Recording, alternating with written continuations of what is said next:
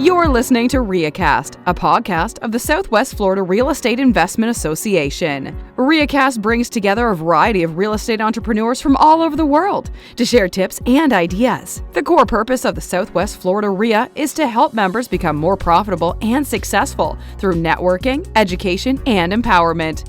Here are your hosts, Jeff Tamarello and Michael Lyons. Well, no, I said things are changing.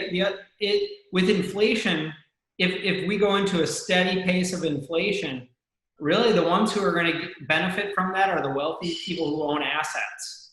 Or the people who leveraged now before it hit. Right, definitely. Leveraged assets are even better because you'll be able to pay that debt off very rapidly. But the ones who are really going to struggle are the ones who are holding cash, don't have any investments, don't have any assets that are going to appreciate with that inflation. One other thing that I want to mention about that is... Let's throw something in that, though. If you're 65 years old, going to cash in this uncertainty is not the worst idea because you're going to need that cash. Depends on how much cash, too. Right. The other thing about going back to real estate is the investors that own real estate that is on a fixed lease rate or rent rate for an extended period of time are basically, they're essentially the same as debt. They're going to be in a pretty bad spot. So owning real estate that can have rents keep up with inflation, and some might say, well, an annual lease isn't enough.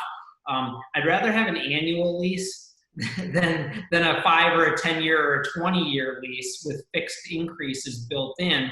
I'd like to be able to move with it. Now, if you have something like self-storage, which can adjust monthly with inflation, then you get into a rapid inflation situation, then you can really keep up. But but you think about even too, then you go, hey, give me some triple net stuff. You want to buy retail in this market? Sure. Retail's a little scary. You want to buy some, industrial triple net? Oh yeah. That's money. But, do you want to buy into a REIT that owns a bunch of malls? Not really feeling that. So there's a component where commercial used to fill that void with that triple net lease. I have a dear friend, and he sold a bunch of Walgreens. And, there's Walgreens going out of business. And those used to kind of be the gold standard. It was almost like a 4-net lease the way they structure them. But you've got what were kind of blue chip assets that you just bought and forgot about and collected a check, that they're shutting them down. Now, I think most of those people are still getting paid, but at some point there was a Walgreens in North Fort Myers that went down. Now, eventually the asset did trade and they ripped it down and put one of the big strip mall size racetracks.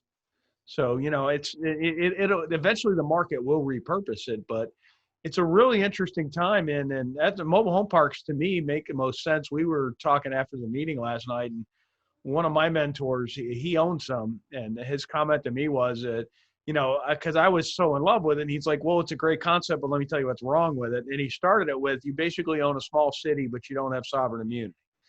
So, you're basically a kind of an authoritative government type thing, but, they can still sue you.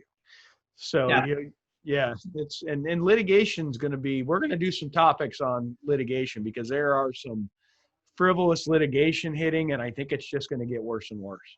Well, I mentioned that last night. There's definitely an uptick in slip and fall frivolous suits because people are looking for cash and they're thinking, well, this company, that my community is a perfect target because they're rich, they got money, they got an insurance policy. So we've actually seen that happening in our portfolio a little bit.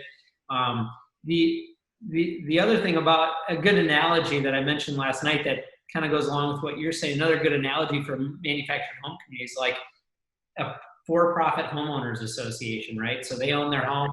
They instead of paying association dues, they pay us lot rent.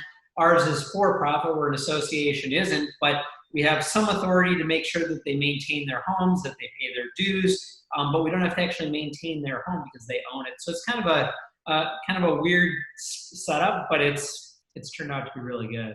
This concludes this edition of RIAcast. Be sure to subscribe to receive our next episode. You can also subscribe at our website, www.swflreia.com. See you at a meeting soon. Please let us know if you have a suggestion for a future episode.